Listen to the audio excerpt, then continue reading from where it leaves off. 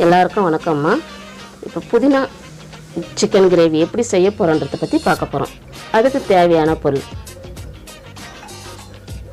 தனியாத்தூள், chilli powder, ஜீரக powder, garam masala, salt, இஞ்சி பூண்டு பேஸ்ட்டு, வெந்தய இலை,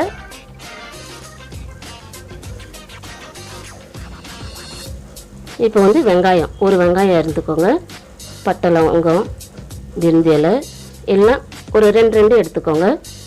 புதினா ஒரு கப்பு, கொத்தமல்லி ஒரு கப்பு. புதினா ஒரு கப்பு அப்படியே போட்டுருங்க. கொத்தமல்லி ஒரு கப்பு. தயிர் ஒரு கப்பு, அரை கப்பு போட்டுக்கோங்க. தயிர் ரொம்ப வேண்டாம். 4 பச்சை மிளகாய் போட்டுக்கோங்க. நல்லா நைஸாக அரைச்சிருங்க. ஸ்டவ் பற்ற வச்சுக்கோங்க. ஒரு கிண்ண அளவு எண்ணெய் ஊற்றிக்கோங்க. நல்லா காயட்டும். பிரிஞ்சி இலை 2 போட்டுக்கோங்க. பட்டை, லவங்கம், ஏலக்காய் 2. நல்லா பொரிஞ்சிருச்சு. இந்த வெங்காயத்தை அதில் வதக்கிக்கோங்க. ரொம்ப தீயாமல் ஒரு கோல்டன் கலரில் வர மாதிரி இருக்கணும். அதை மாதிரி வதக்கிக்கோங்க. அந்த பச்சை ஸ்மெல்லாம் போயிடும்.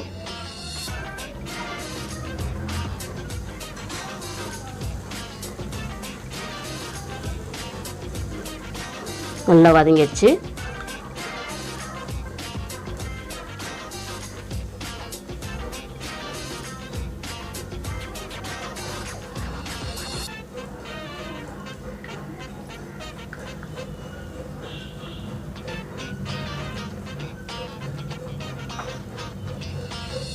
சிக்கன் நல்லா க்ளீன் பண்ணிவிட்டு அதையும் அதில் போட்டுக்கோங்க.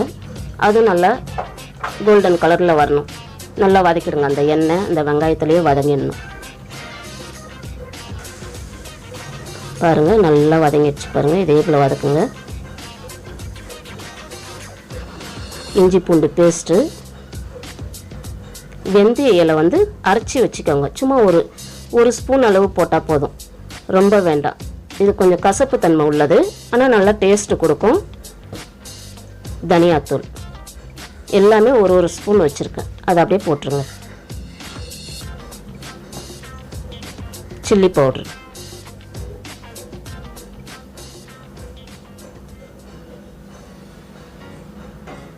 இது ஜீரகத்தூள். ஜீரகத்தூள் கொஞ்சமாக தான் போட்டிருக்கேன். இது கரம் மசாலா 1 ஸ்பூன் போட்டுக்கோங்க.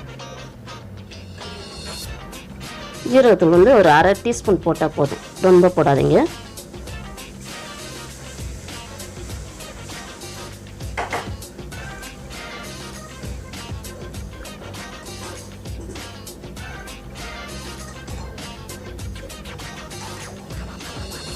சால்ட்டு போட்டுக்கோங்க.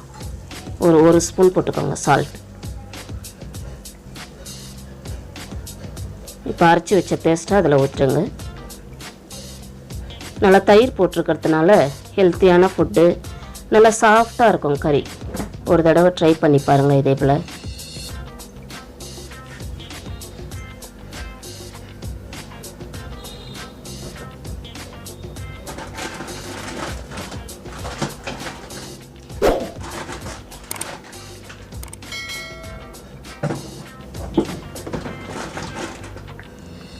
அந்த தண்ணி மட்டும் போதும், ரொம்ப வேண்டாம். நல்லா வெந்துருச்சு பாருங்கள்.